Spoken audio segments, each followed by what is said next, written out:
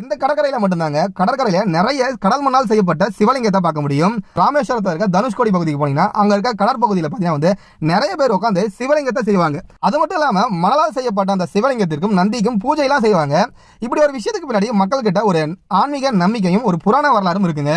அது என்னன்னா, ராமாயணப்படி சீதையும் ராமரும் இங்க ராமேஸ்வரம் பகுதிக்கு வரும்போது சீதை வந்து சிவபெருமான வணங்கணும் அப்படின்னு சொல்லி நினைக்கிறாங்க. அதனால ராமர் என்ன பண்றாரு அப்படின்னு கேட்டீங்கன்னா, கடற்பரப்புல இருக்க அந்த கடல் மண்ணை கொண்டே வந்து சிவலிங்கத்தை உருவாக்கி தராரு. அந்த சிவலிங்கத்தை தான் வந்து சீதையை வணங்குறாங்க. அந்த சிவலிங்கம் தான் பிரம்மாண்டமான ராமேஸ்வரம் கோயிலோட கருவறையில இருக்கிறதாகவும் இன்னைய வரைக்கும் மக்கள் கிட்ட ஒரு நம்பிக்கை இருக்கு. அந்த காரணத்தால தான் இங்க இந்த ராமேஸ்வரம் தனுஷ்கோடி பகுதிக்கு வர பக்தர்கள் பார்த்தீங்கன்னா வந்து கடற்பரப்புல வந்து கடற்கரையில பார்த்தீங்கன்னா வந்து சிவலிங்கத்தை வந்து மண்ணால செய்யறாங்க. அந்த சிவலிங்கத்தை பூஜையும் செய்யறாங்க. அது மட்டும் இல்லாம இந்தியாவில் இருக்கிற மிக முக்கியமான 12 ஜோதிலிங்கத்துல ராமேஸ்வரமும் மிக முக்கியமான ஒண்ணா. இங்க நிறைய பேர் வந்து யாத்திரை வருவாங்க. இப்படி கடற்பரப்புல கடல் மண்ணை கொண்டு உருவாக்குற இந்த சிவலிங்கத்துக்கு பின்னாடி ஏகப்பட்ட ஆன்மீக நம்பிக்கையும் புராண வரலாறும் இருக்குங்க.